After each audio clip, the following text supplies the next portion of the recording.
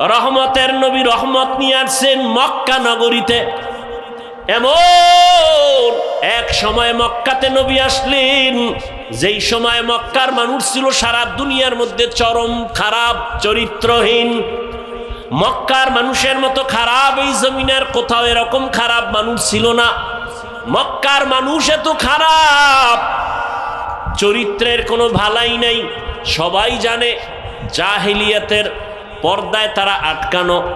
বাইতুল্লাহর পার্শ্বে নারী পুরুষ উলঙ্গ হয়ে যায়, তাওয়াফ করে। নারীদের পছন্দ করে না, কন্যাদের গলা টিপে হত্যা করে আপন বাবা। কন্যা হলে লজ্জা পায়, কন্যাদের পছন্দ করে না বাবা। সমাজে মাথা উঁচু করে না, লজ্জা। বর্তমানেও কিছু কুলাঙ্গার জমিনে আছে, ছেলে হলে খুশি হয়, কন্যা হলে কষ্ট পায়। আছে না নাই? রহমতের নবী আসিয়া বললেন, না, কন্যাদের সম্মান অনেক উপরে। আমি এত বড় দামি এক ব্যক্তি, রহমতের নবী, আমার একটা ছেলে নাই, আমি 4 কন্যার বাবা।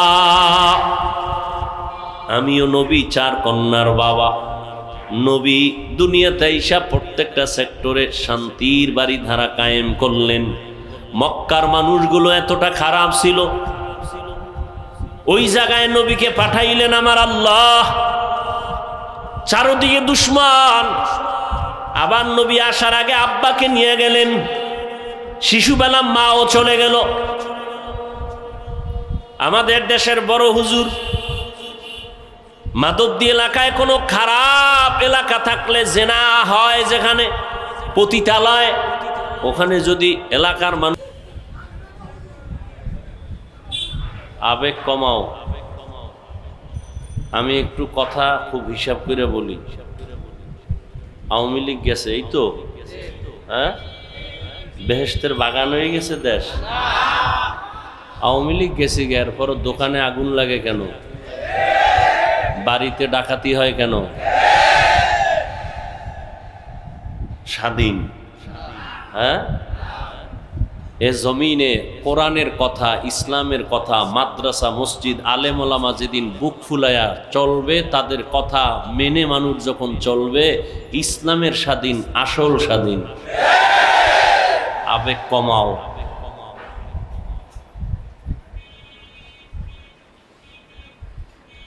চিল্লা চিল্লিও কমাও।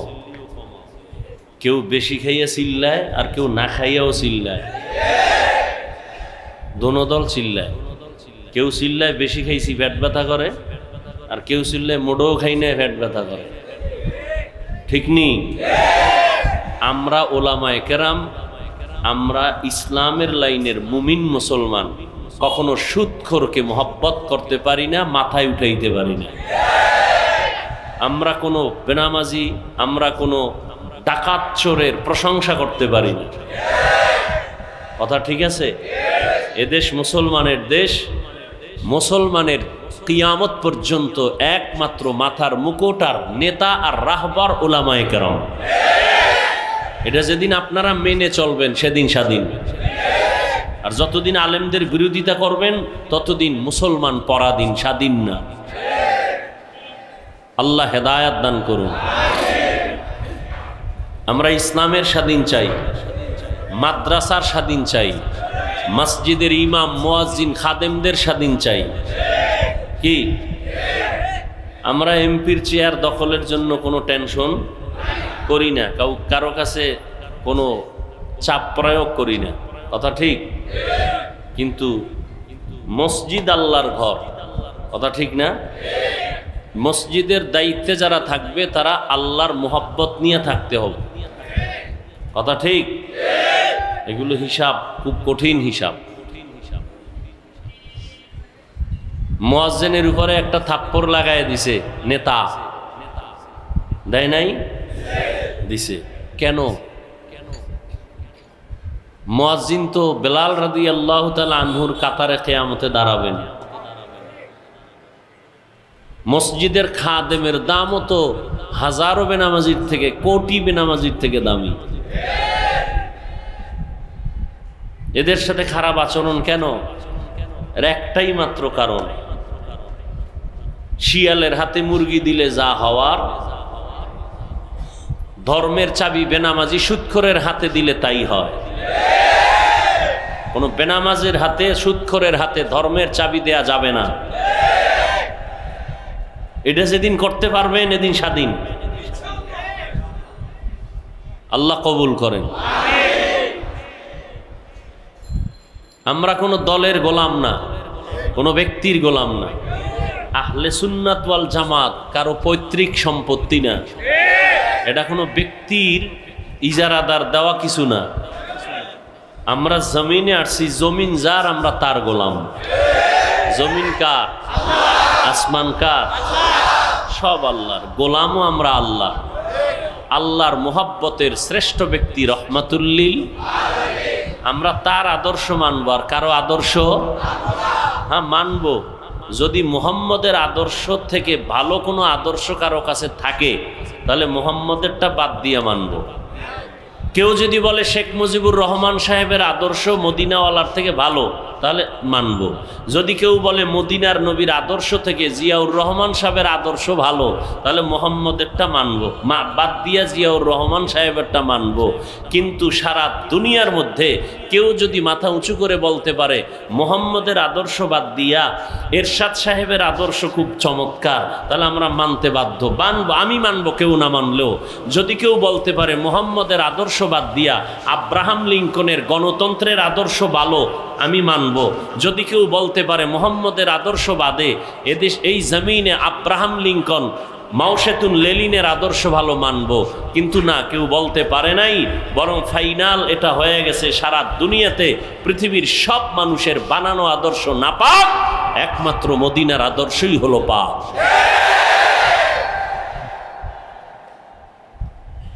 বুঝছেন কথা? মানুষের আদর্শ নাপাক কেন কয়? মানুষটাই নাপাক, ওর মেধা নাপাক, ওর দেমাগ নাপাক, খায় নাপাক। খায় নাপাক। মদ খাওয়া কি পাক না নাপাক? বিড়ি টানে পাক না নাপাক? গাঞ্জা খায় পাক না নাপাক? বেপর্দা নারীর উপরে হামলা করে পাক না নাপাক? এই নাপাক খানেওয়ালারা আদর্শ দিলে আদর্শ পাক হবে না নাপাক? আমার রসুলের আদর্শ পাক, আমার রসুলই পাক। আমার রসুল জীবনে একটা মিথ্যা কথা বলেননি। আমার রসুল কোনোদিন কাউকে একটা গালি দেন নাই। গালি হাজার আসছে নবী, কানো গালির জবাবও দেন নাই। কেমন নবী? রহমতের নবী, যে নবী রহমাতুল্লিল আলামিন কোনোদিন চোখ দুটো গরম করে কারো দিকে তাকান নাই। কেমন মায়ার নবী! সেই নবীর আদর্শের যারা ধারক বাহক হবেন, ওই আদর্শ মেনে যারা চলবেন, এদের একটা সাইনবোর্ড হলো রসুলের দাওয়া আহলে সুন্নাত ওয়াল জামাত। বলেন আহলে সুন্নাত ওয়াল জামাত। আল্লাহ মাহফিল কবুল করেন, আল্লাহ পুরা এলাকায় শান্তি দান করেন। আল্লাহ মাহফিলের বরকতে আমার দেশ, আমার জাতিকে জুলুম থেকে হেফাজত করেন এবং এই জুলুমের প্রতিবাদে গিয়া বৈষম্য বিরোধী আন্দোলনে যে ছাত্র, মহিলা, বোন, মা যারা দুনিয়ার থেকে বিদায় নিছেন, আল্লাহ শাহাদাতের মর্যাদা দেয়, তাদেরকে জান্নাত দান করুন। যারা অসুস্থ হসপিটালে পড়ে আছেন, আল্লাহ তাদেরকে পূর্ণ শেফা দান করেন। হকের পক্ষে, আল্লাহর পক্ষে, দ্বীনের পক্ষে, বাতিলের বিরুদ্ধে আমাদেরকে সোচ্চার ভূমিকা পালন করে চলার তৌফিক দান করেন। আমি আয়াত পড়েছি, আপনাদের পরিচিত একটি আয়াত। সবাই কোরআন শরীফ পড়তে না জানলেও আয়াতটা পারেন। ওয়ামা আরসালনাকা ইল্লা রাহমাতাল লিল আলামিন। আল্লাহ কি বলেন? ওয়ামা আরসালনাকা ইল্লা রাহমাতাল লিল আলামিন। হে পয়গম্বর, আমি জমিনে আপনাকে প্রেরণ করি নাই, হ্যাঁ করেছি জগৎ সমূহের রহমত হিসেবে। রসুলের একটি হাদিস পড়েছি, নবী বলেন, তারাকতু ফীকুম আমরাইন লান তাদিল্লু মা তামাসসাকতুম বিহিমা কিতাবাল্লাহি ওয়া সুন্নাত রাসূলি। নবী বলেন, হে উম্মত, 63 বছর হায়াত শেষ করে আমি বিদায় নিয়ে যাইতেছি। উম্মত হাজার চেষ্টা করেও আর আমাকে কখনো দেখবা না, আর পাইবা না। আমিও কালেমার দাওয়াত নিয়ে আসব না। যেই নবীকে একটা নজর দেখলে পেটের ক্ষুধা নিবারণ হয়ে যায়, এত মায়ার নবীকে সাহাবায়ে কেরাম দেখতেন, খানার চিন্তাও করতেন না। সেই রহমতের নবী 63 বছর হায়াত শেষ করে বিদায় বেলা বলেন, উম্মত, তোমাদের মাঝে আমি দুটো জিনিস রেখে যাই এবং চ্যালেঞ্জ দিয়ে গেলাম, এই দুইটা জিনিস যদি তোমরা আঁকড়ায় ধরো, তোমাদের ঈমানও যাবে না, সম্মানও যাবে না। কয় জিনিস? কিতাব আল্লাহ ও সুন্নাত রাসূলি। প্রথম হলো আল্লাহর কিতাব কোরআন, দ্বিতীয় হলো রসুলের সুন্নত, নবীর আদর্শ, রসুলের সুন্নত। ১৫০০ বছর পরে সারা দুনিয়ার অবস্থা অন্ধকার, মুমিনের ঈমানের হালাত বড় দুর্বল, চতুর্মুখী ষড়যন্ত্র চলতেছে, বিধর্মীরাও করতেছে, আবার ইসলামের ব্যানার লাগায় কিছু মুসলমান মুনাফিকেরাও করতেছে। ওয়াজের মাইক বন্ধ করে দাও, মসজিদের মাইক বন্ধ করে দাও, কি মাদ্রাসায় তালা লাগাও, বয়ান হবে, কোনো গরম বয়ান করা যাবে না, মন মতো করতে হবে।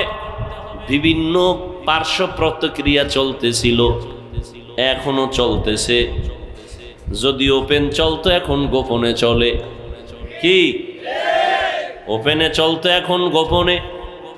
সব ইহুদি খ্রিস্টানরা ঘুমায় না, তুমি ঘুমাও, স্বাধীন স্বাধীন কয়া ঘুমাও, কিন্তু নাস্তিক বেঈমানেরা ঘুমায় না। ওরা তলে তলে ওদের উদ্দেশ্য হাসিল বলে কেমন এনজিও এই বাংলার জমিনে যদি 20 বছর পেছনে থাকে, এই 1 মাসে তারা 20 বছর আগায় গেছে, খবর নাই। এরে আল্লাহর গোলাম, সমকামিতা, ট্রান্সজেন্ডারের নামে শিক্ষানীতিকে ধ্বংস করার যত রাস্তা খোলা দরকার, এরা বসে নাই। তুমি আমি বসে আছি, ঘুমাইতেছি, এরা কিন্তু বসে নাই। আগে আমরা অক্ষরের প্রতি শব্দ পড়তাম, কত সুন্দর। বাংলা স্বরবর্ণ ব্যঞ্জন বর্ণর প্রতি শব্দ পড়তাম, সরোয়া অজু, সরায়াতে আল্লাহ পড়ছি না, কথা কয় না। আর এখন এগুলোর বিপরীত শব্দ আসতেছে, সরাতে অজগর, সরায়াতে আপা। আর একটা অক্ষর আছে সরে ও, কি সরে, এটার অর্থ শব্দ দিছে ওড়না। কি ওড়না? কয় ওড়না পরা হারাম, এতে নাই কোনো আরাম, শব্দ বানাইছে। একটা জাতিকে ধ্বংস করার জন্য যত রাস্তা আছে, এর মধ্যে প্রধান রাস্তা হলো শিক্ষার মেরুদণ্ড ভেঙে দাও। শিক্ষার মেরুদণ্ড ভেঙে দাও, তাহলে জাতি দুর্বল হয়ে যাবে। দ্বিতীয় পথ, একটা জাতিকে ধ্বংস করার যত রাস্তা আছে, প্রধান একটা রাস্তা শিক্ষার মেরুদণ্ড ভেঙে দাও। দ্বিতীয় মেরুদণ্ড হলো একতাবদ্ধ যেন না হতে পারে, ঐক্যের চেয়ার ভেঙে দাও, তাহলে জাতি দুর্বল হয়ে যাবে। ওলামায়ে কেরাম যেই দেশে এক, ওই দেশের মুসলমান এক, ওই দেশে ইসলামের বিজয় আসবে সুনিশ্চিত।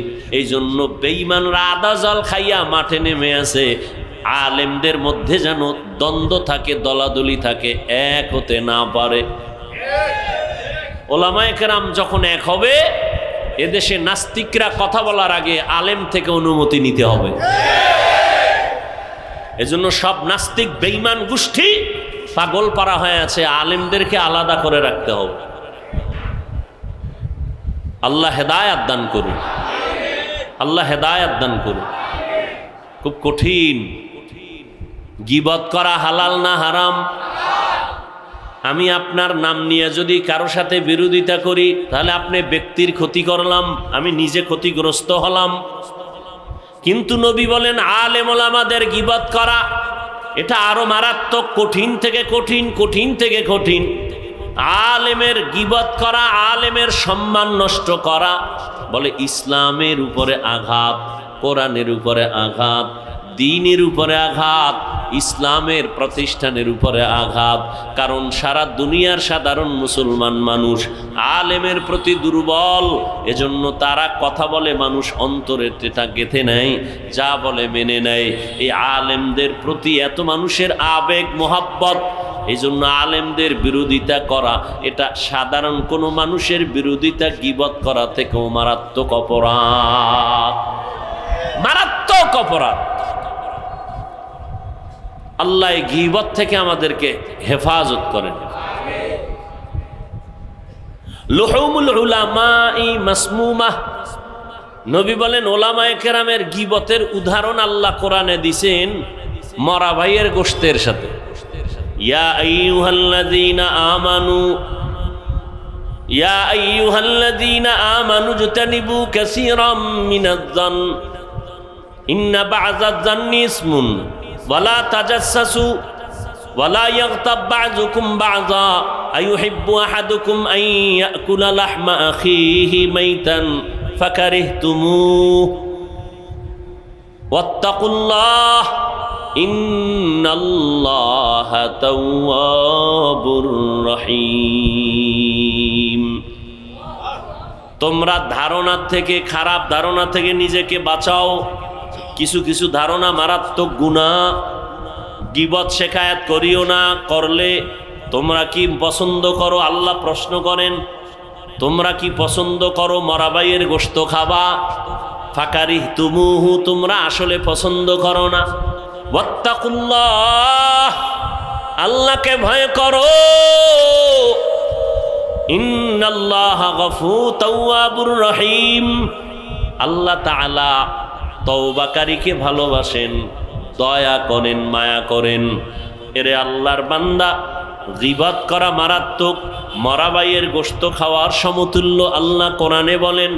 হাদিসে পাকে নবী বলেন আল গীবাতু আশাদ্দু মিনাজ জিনা, গীবত করা জিনা থেকেও মারাত্মক অপরাধ।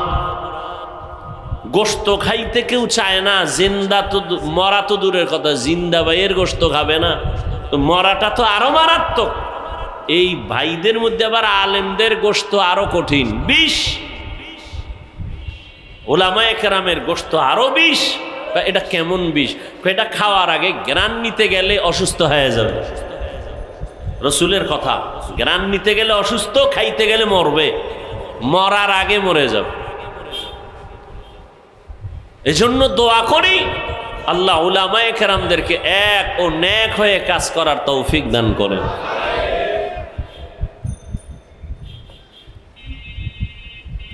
নবীজি বলেন আমি দুটো জিনিস রেখে গেলাম, আকরাইয়া ধর। আমি নবী চ্যালেঞ্জ দিলাম, যদি ধরে রাখতে পারো, যেই সময় আমি থাকবো না, তোমরা ওই দুইটা জিনিস যদি ধরে রাখো, ঈমানও যাবে না, সম্মানও যাবে না। ১৫০০ বছর হয়ে গেল, নবী নাই। আল্লাহর শুকর আমরা দেখলাম, নবীর আল্লাহর দেওয়া কোরআন আর নবীর আদর্শ এখনো যারা ধারণ করে আছে, সারা দুনিয়ার ষড়যন্ত্রের মাঝে এখনো তারা সম্মানে আছে। ওলামায়ে কেরামের সম্মান কম না বেশি? জোরে বলেন। চেয়ারম্যানের চেয়ার শেষ, চেয়ার। আলেমদের চেয়ারের কোনো মেয়াদ আসেনি। চেয়ারম্যানের চেয়ারের মেয়াদ আছে। যদি মাথা ঠান্ডা করে চেয়ারে বসো, থাকো টাইম মতো, আর যদি উল্টা পাল্টা করো, টাইমের আগে চেয়ারের পায়া ভেঙে ফেলা হবে। কিন্তু ওলামায়ে কেরামের এই চেয়ারের কোনো মেয়াদ নাই। এরা দুনিয়াতেও বাদশা, পরকালেও বাদশা। এই সম্মান কে দিছেন? আল্লাহ দিছেন। কেন? আল্লাহ বলেন কিয়ামত পর্যন্ত 1 সেকেন্ডের জন্য এই জমিনে আর নবীজি আসবেন না। আসবেন, সাহাবায়ে কেরাম আসবেন, বলেন বলেন। আবু বকর, ওমর, ওসমান, আলী রাদিয়াল্লাহু আনহুমের কেউ আসবেন?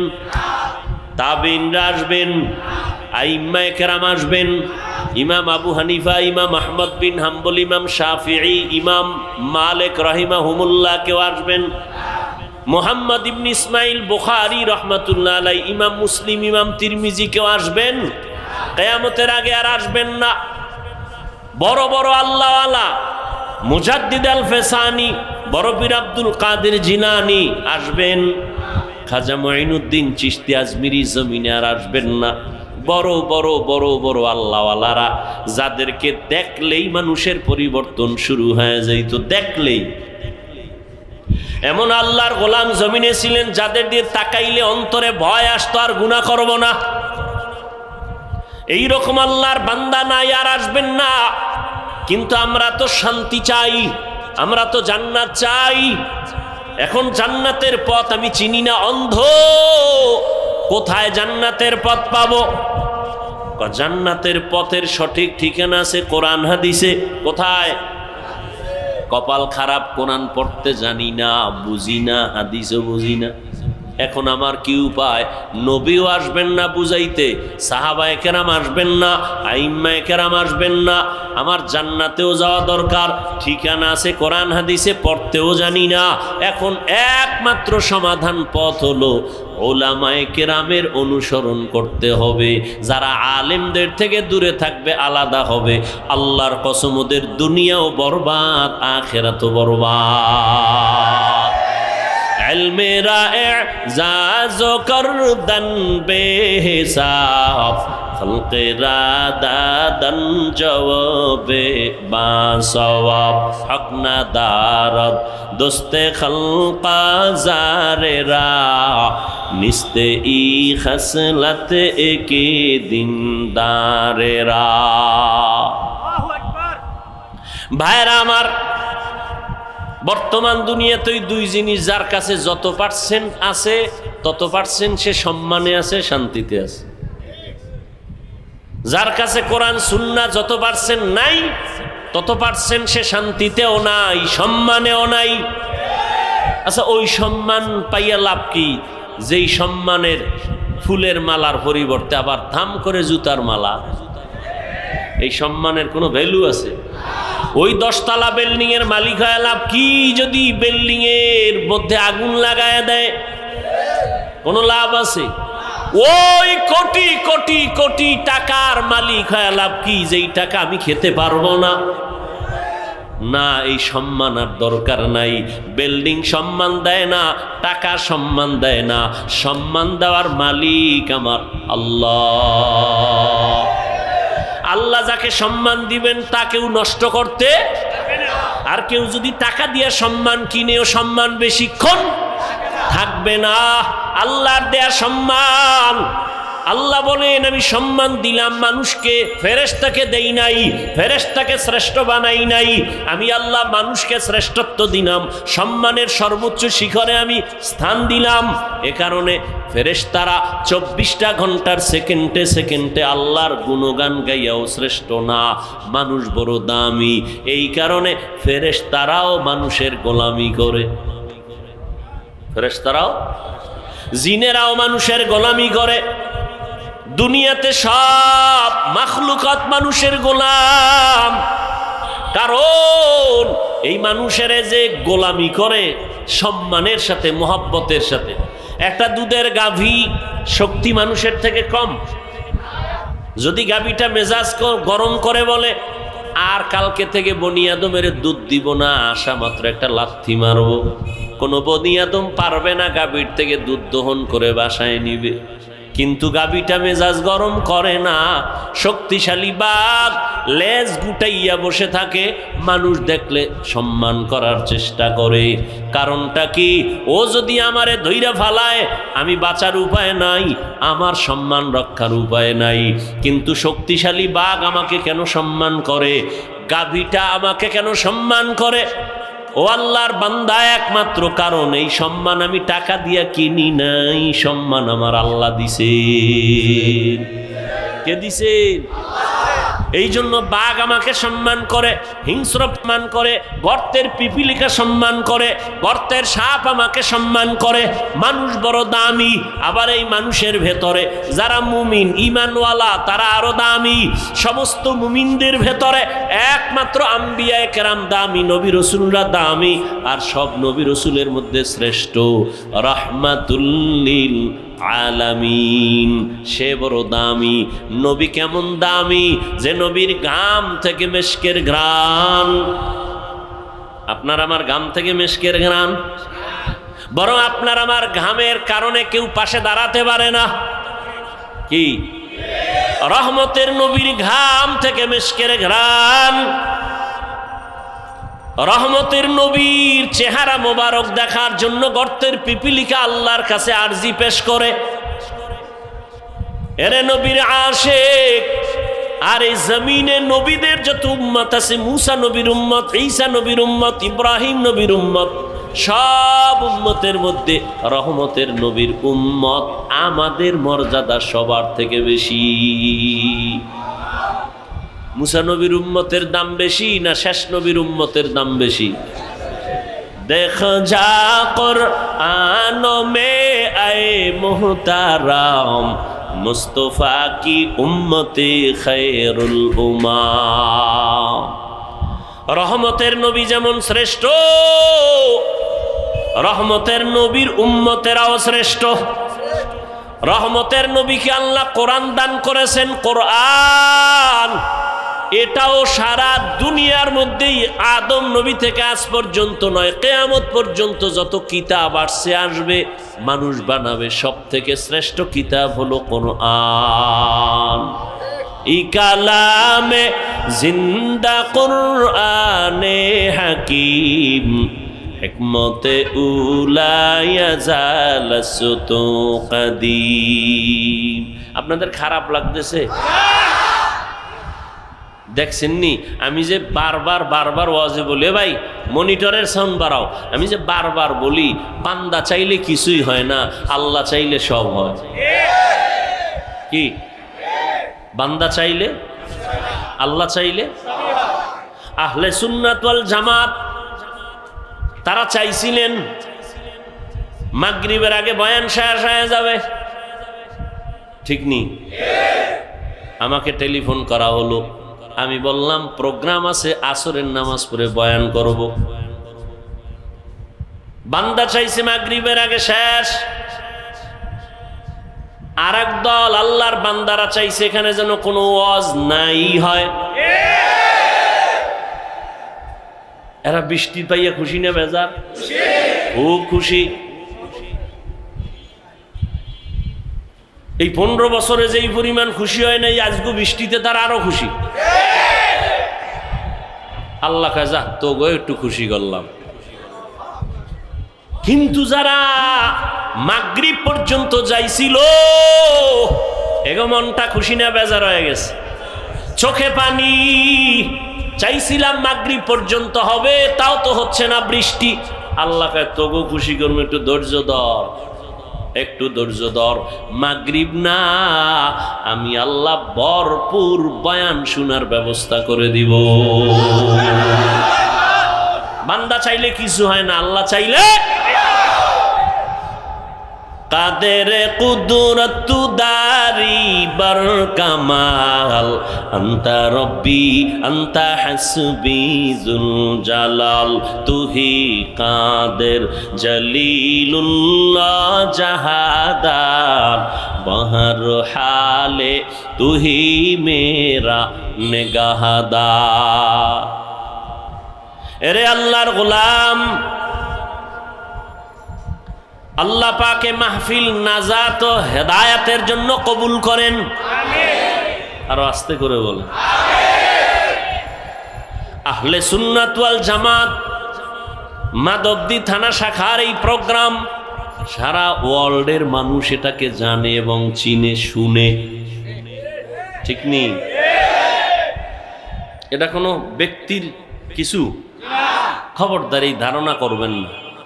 আচ্ছা, এই সংগঠন যারা করে বা এর দায়িত্বে যারা আছে, এরা এখান থেকে কি টাকা নিয়ে বাড়িঘর করে? এই ধারণা করা, ওই একটু আগে আয়াত করছি, ধারণা কবিরা গুনাহ। قال النبي صلى الله عليه وآله وسلم إياكم والظن فإن الظن أكذب الحديث। খবরদার তোমরা খারাপ ধারণা করিও না, এটা সব গুনাহের মূল হলো খারাপ ধারণা। আর এই খারাপ ধারণার থেকেই হয় গীবত, শিকায়াত। খবরদার, গীবত করা মারাত্মক অপরাধ।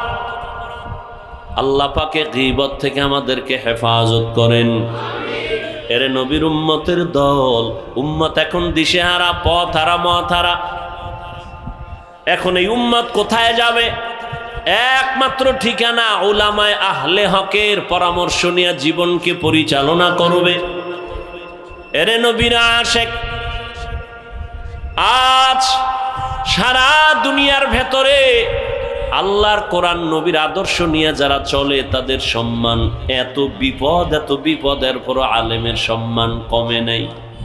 আচ্ছা, সম্মান যে আল্লাহ দিছেন আখিরি নবীর উম্মত, এদের মধ্যে যারা কোরআনওয়ালা, ইলমওয়ালা, আমলওয়ালা, এদের সম্মান সবার উপরে। আর এই সম্মানটা কি কোনো একটা অবস্থার সাথে সম্পর্ক? হ্যাঁ, যে আলেমের সম্মান থাকবে কতক্ষণ? কয় আলেম মাদ্রাসায় পড়াইবে যতক্ষণ, এরকম নাকি? হ্যাঁ, এর ভেতরে নবীর সুন্নাত যতক্ষণ থাকবে সম্মান ততক্ষণ থাকবে। চাই সে মসজিদ ইমামতি করুক আর না করুক, চাকরি করুক আর না করুক, মাদ্রাসায় থাকার না থাক, কোরআন আছে, সুন্নাত আছে, সম্মান আছে। রিজিকের মালিক কি চাকরি? রিজিকের মালিক কে? আল্লাহ গর্তের পিপিলিকেরে খানা দেন না? জঙ্গলের প্রাণীদের খানা দেন না? তো আল্লাহর কাছে কি ওরা দামি না আমরা দামি? হাজারো লাখো প্রাণীকে যদি আল্লাহ খানা দেন, পিপিলিকাকে আল্লাহ রিজিক দিতে পারেন, আমাদের দিবেন না? তাহলে পাগল কেন হয়েছ? এত খানার জন্য পাগল কেন? কুত্তায়ও খায়, গরুয়েও খায়, ওর জন্য আল্লাহ খানা বানাইছেন। কিন্তু মানুষের খানা বড় পিওর, মানুষের খানা বড় পিওর। মানুষ আমাদের দাওয়াত দেয়, মোহাব্বত করে হাদিয়া দেয়, খানা খাওয়ায়, পিওর খানা খাওয়াই, আবার মাপ চায়, হুজুর যেইভাবে খেদমত করা দরকার ছিল করতে পারি না, মাফ কইরা দিয়েন। মেরা এজাজু করদন বেহিসাব, খলকে রাদাদন জওয়াবে মা সওয়া। আল্লাহর নবী বলেন দুটো জিনিস ধরে রাখ, কোরআন আর সুন্নাত। নবী সুন্নতের কথা বললেন কেন? হাদিস বলতে পারতেন। এ বিষয়ে আলোচনা উলামায়ে কেরাম করে থাকেন, আপনারাও শুনে থাকবেন, আমি ওদিকে যাব না। আয়াতের মধ্যে নিয়ে কিছু আলোচনা করব। ওয়ামা আরসালনাকা ইল্লা রাহমাতাল লিল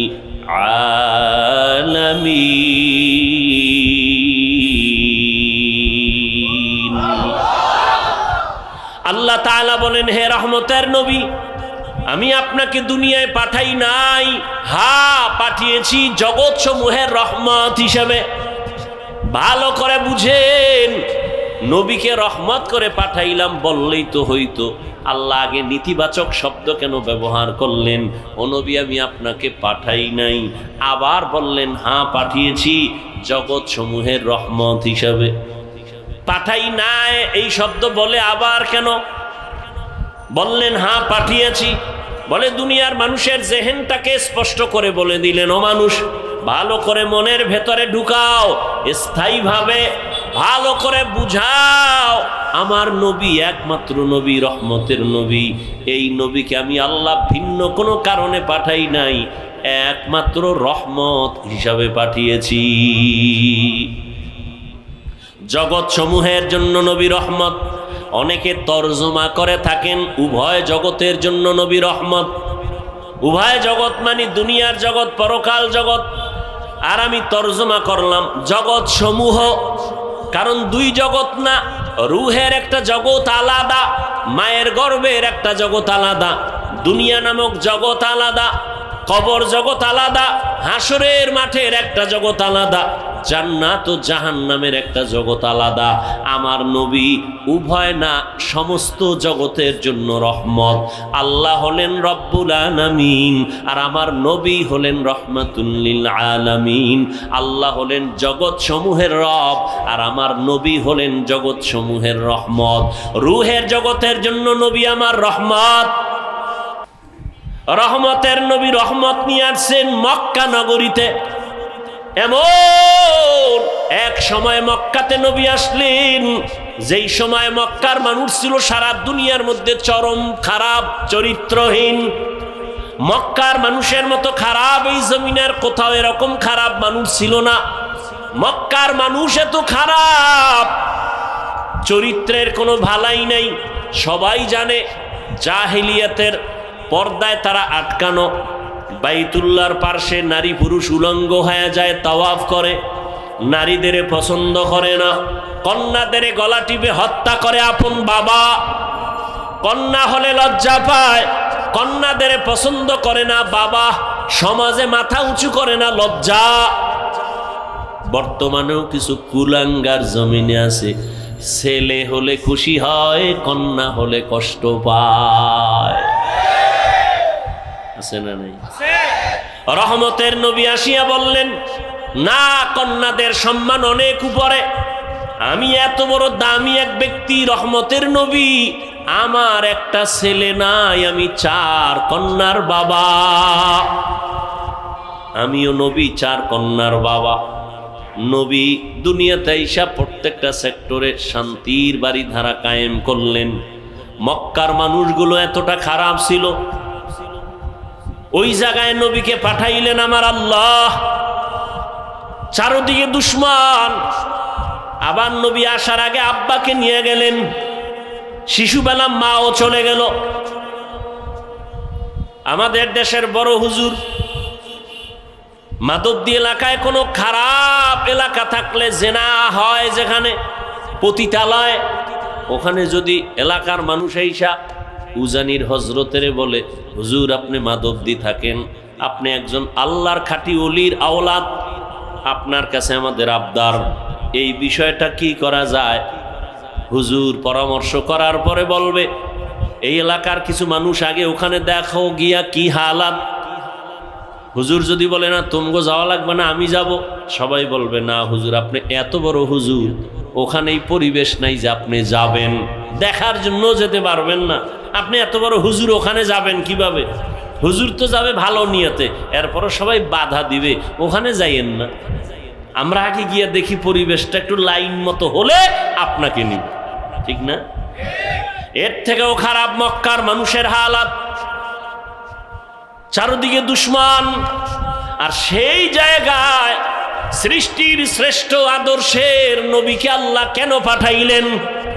আর মানুষগুলো এত খারাপ বা কেন হইল?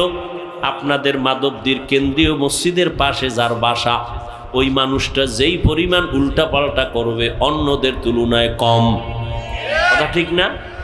মসজিদের দূরের মানুষটা যেই পরিমাণ খারাপ হবে, মসজিদ মাদ্রাসার পাশের মানুষটা একটু কম খারাপ হবে, কারণ পাশে মসজিদ, ঠিক না? আতরের দোকানের তো একটা ভাব আছে না, ওখানে থাকলে তো একটু ঘ্রাণও আসবে। তাহলে মক্কার মানুষের মতো খারাপ আর কোথাও নাই, অথচ মক্কার মানুষ এত খারাপ হবে কেন? যেখানে আল্লাহর ঘর আছে, যেখানে আল্লাহর এত দামি একটা ঘর, যেই ঘরটার দিয়ে তাকাইলেই সওয়াব, কিছু বলা লাগবে না, শুধু তাকাইবেন সওয়াব। সুবহানাল্লাহ, না? এত দামি একটা ঘর।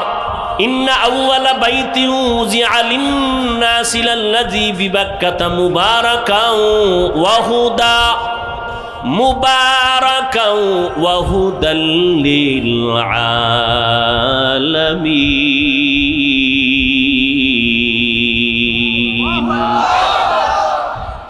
আল্লাহ জমিন বানায় একটা ঘর বানাইলেন, হেদায়েতের ঘর, ইবাদতের ঘর।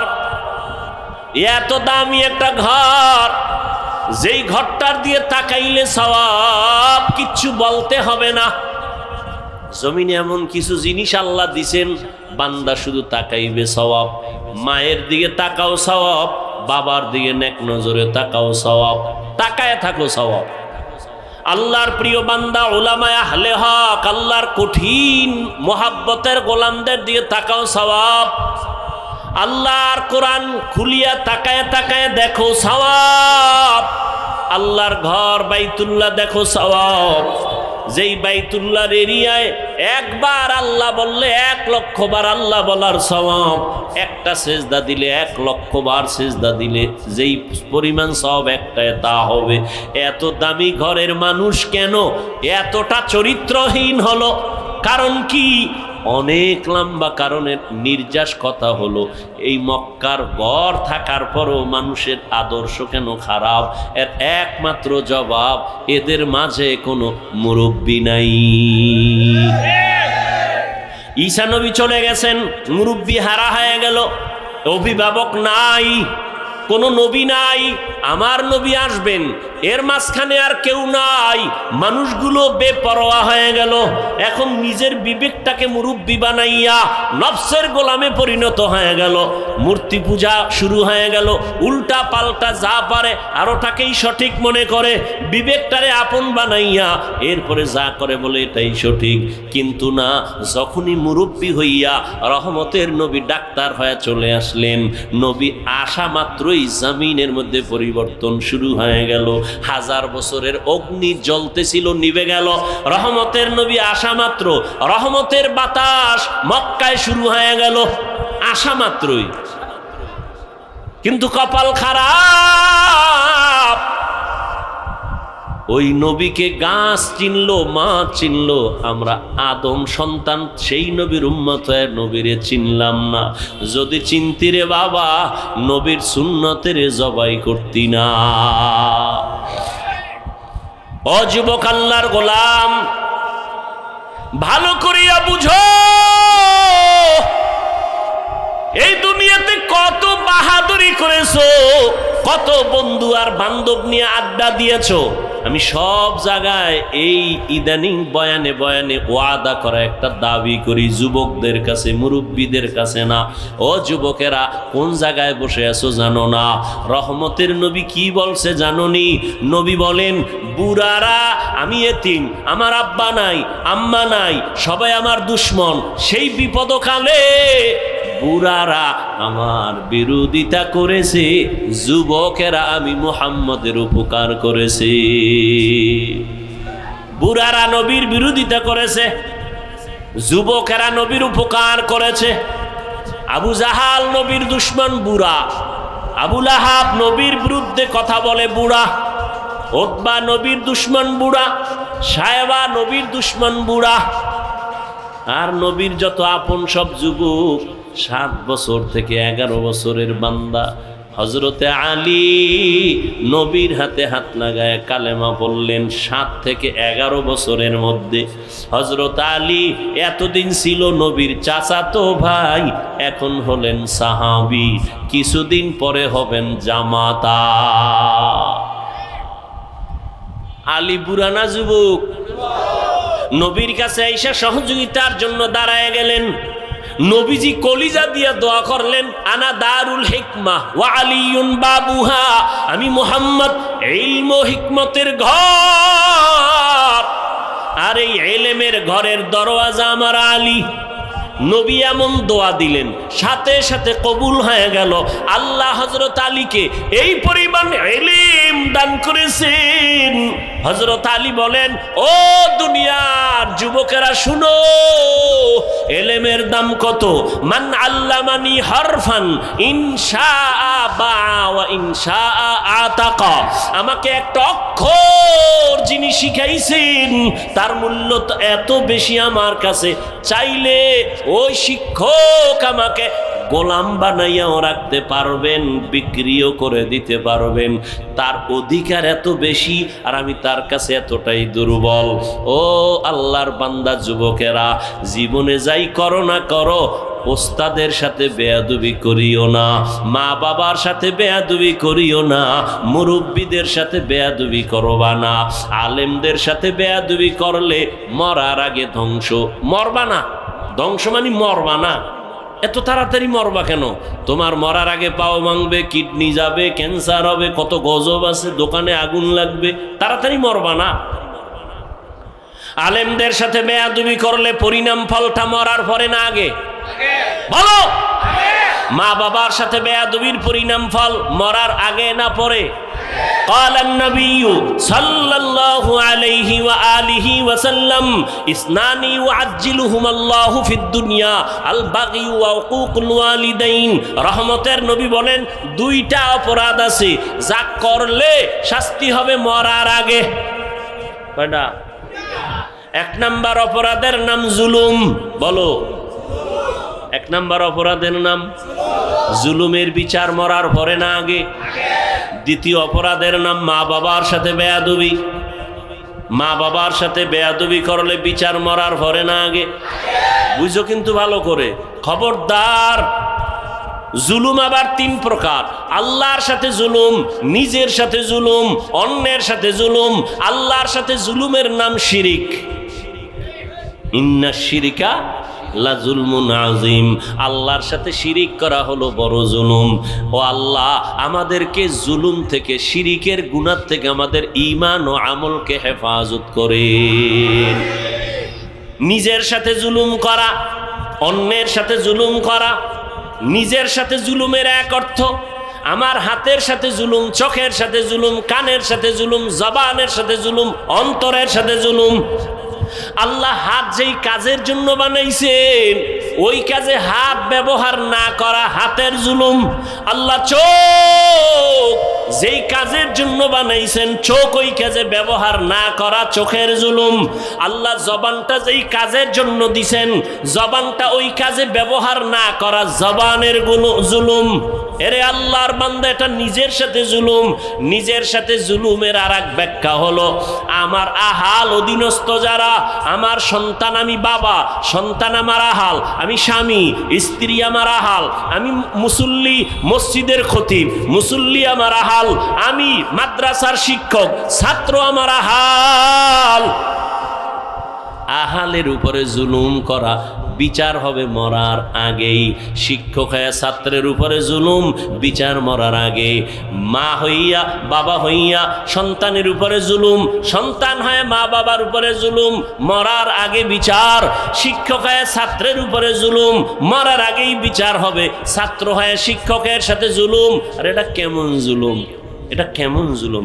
আল্লাহর সাথে জুলুম করছো, আল্লাহ চাইলে ক্ষমা দিয়া দিবেন, কিন্তু না বান্দার সাথে যদি করো, ওস্তাদের সাথে, শিক্ষকের সাথে যদি করো, মা বাবার সাথে করো, আল্লাহ ক্ষমা দিবেন না মা বাবা ওস্তাদ ক্ষমা না দেওয়া পর্যন্ত। কারণ এটা হলো বান্দার হক। বান্দা ক্ষমা না দেওয়া পর্যন্ত আল্লাহ ক্ষমা দিবেন না। শিক্ষকের সাথে বেয়াদবির বিচারটা মরার পরে না আগে?